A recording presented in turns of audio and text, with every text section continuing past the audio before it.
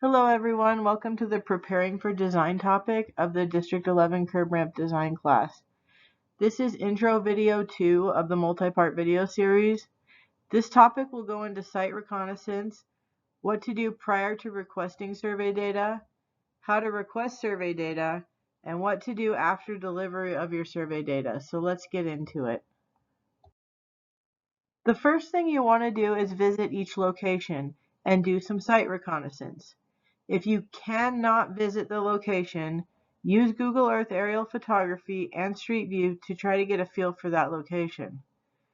There is no substitute for understanding a location more than standing at the location and viewing potential design considerations, obstructions, risks, hazards, and how the facility is currently being used. Bring a camera, a notepad for sketches or location notes, a clipboard, a pen, a hard hat, steel-toed boots, eye and ear protection, a measuring tape, and a 2 or 4 foot level if your group has one. There are several groups at the district office that have calibrated levels, so ask around and see if you can borrow one. It will definitely help you understand potential location-specific issues you may run into in the design process. Notice the features that are specific to that location. Look around. Are there any pole boxes, traffic signals, push-button assemblies, ped heads, existing crosswalks, landscape cabinets, culverts, existing pathways or connections? Are there fences? Is there a bridge nearby? Is there an inlet close?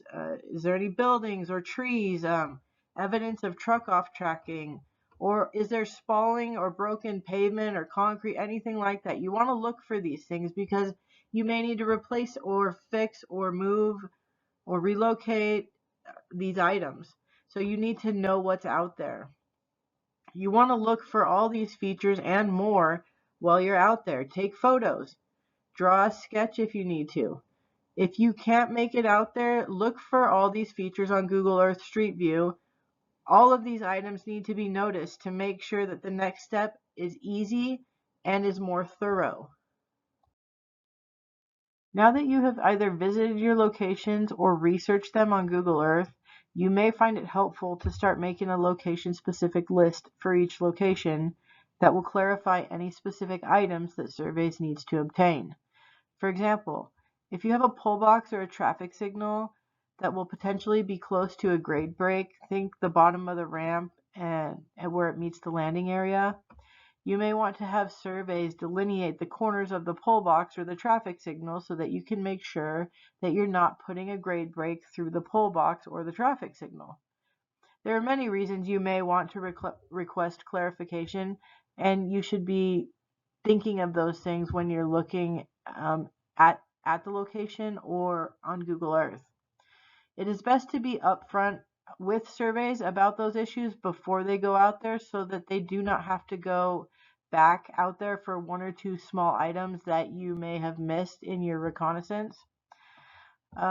When creating your location-specific list, it may be a good idea to identify potential conflicts that may arise. Go ahead and use the list that's given in bullet point 2 of this slide as a starting point on what to look for. Okay, requesting survey data. Request your survey data as soon as possible. As soon as you get the phase open, request the survey data. Give yourself as much time to design as possible. Put together the survey exhibits as soon as you finish your site reconnaissance.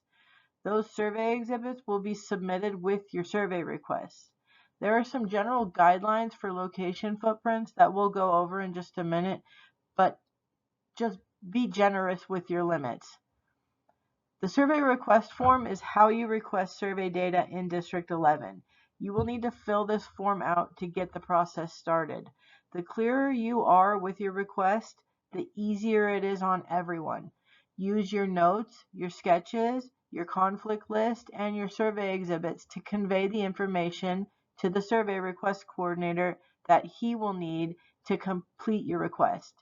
Do not forget to ask for centerline, ramp, and frontage road alignments, as well as right-of-way alignments. The survey request form can be found on the District 11 Surveys on-ramp website. The form itself has to be opened in Adobe Acrobat or Adobe Reader. It cannot be opened in a browser like Chrome or Edge.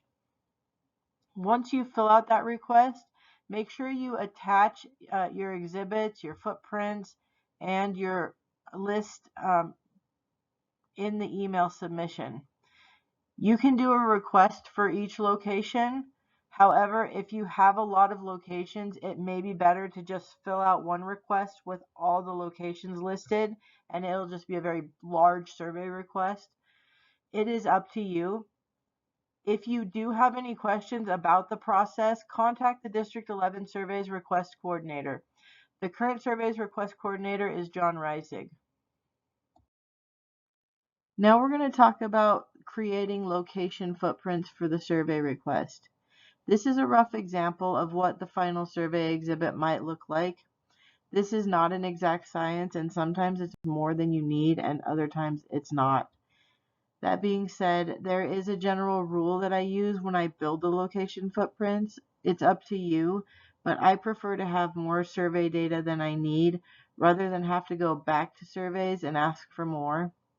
Usually when that happens, I'm deep in the design process and I don't want to wait a week or two for a few more feet because I didn't get it right at this step. The very first thing I do is select a centralized starting point somewhere along the flow line where I think the center of my new ramp entrance would ideally be. I then start by going 15 foot perpendicular to the flow line in each direction. So direction 1 would go into the street and direction 2 would go towards the back of the sidewalk. In the graphic shown, we can see the temporary blue flow line I drew in to get me close. I then created a line 15 feet long that goes out into the center of the intersection.